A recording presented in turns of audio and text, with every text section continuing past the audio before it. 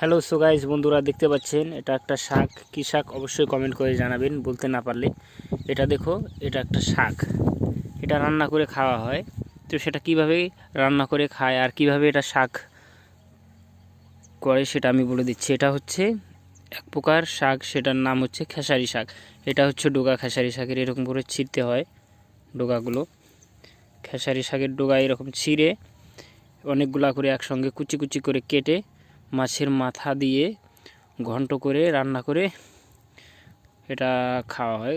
খেতে খুবই সুন্দর, দেখুন খুবই সুস্বাদু এটা খেতে।